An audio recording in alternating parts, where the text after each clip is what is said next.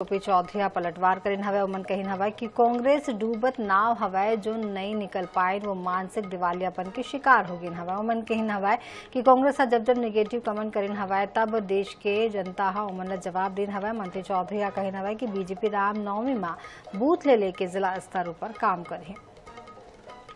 लोकसभा चुनाव के पहले कांग्रेस के नेता लगातार पीएम नरेंद्र मोदी को टारगेट करते हुए दिखाई दे रहे हैं। पहले नेता प्रतिपक्ष चरणदास महंत ने पीएम मोदी के सर फोड़ने की बात कही। अब कवासी लखमा कह रहे हैं कि कवासी लखमा जीतेगा, मोदी मरेगा। हमारे साथ बात करने के लिए मंत्री ओपी चौधरी, उनसे बात करेंगे। सर, लगातार जो है पीएम मोदी को टारगेट किया जा रहा है और उनके खिलाफ लगातार बयान दिए जा रहे हैं, कैसे देखते हैं इन बयानों?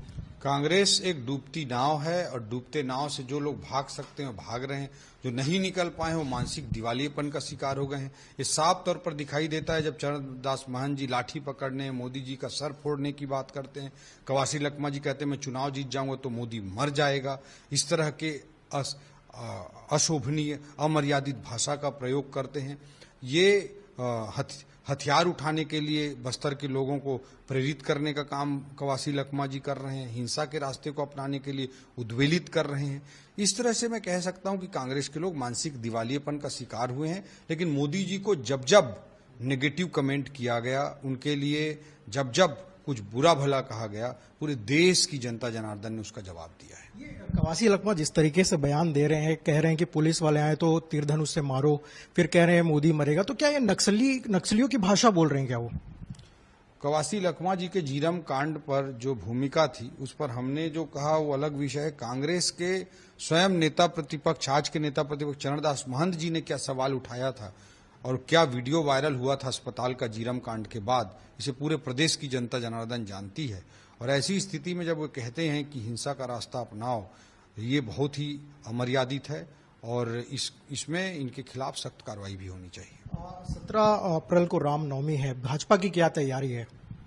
भारतीय जनता पार्टी प्रभु श्री रामचंद्र जी के प्रति हमारी आस्था घोषित रूप से है और हम मैनिफेस्टो में रिटर्न में लिखते आए हैं कि हम राम मंदिर बनवाएंगे और वहीं बनवाएंगे और उसके लिए समर्पित होकर हमने काम किया है। त्रेता युग में प्रभु श्री राम को वनवास हुआ था, उसे वो तो 14 साल में समाप्त हो गया था।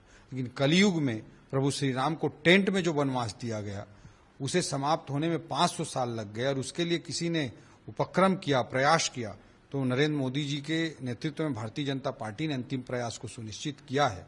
और रामनवमी के अवसर पर हम अलग अलग स्तरों पर, चाहे बूथ से लेकर जिला स्तर पर, हम प्रभु श्री राम से संबंधित अलग अलग तरह कार्यक्रम आयोजित करेंगे ताकि प्रभु श्री राम के आदर्शों को, उनके विचारों को जन चेतना तक हम पहुंचा सकें।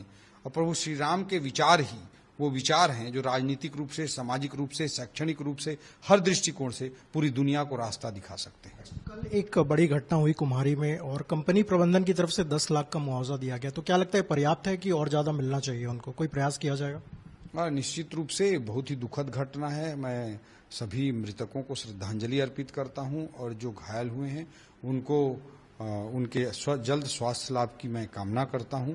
और इसमें अभी आचार संहिता का भी विषय है, उसके बाद भी हमारी सरकार ने सभी से समन्वय स्थापित करके, कंपनी से तत्काल चर्चा करके 10 लाख रुपए की मुआवजा राशि नहीं कहूंगा मैं, सहयोग राशि परिवार के लिए सुनिश्चित किया है।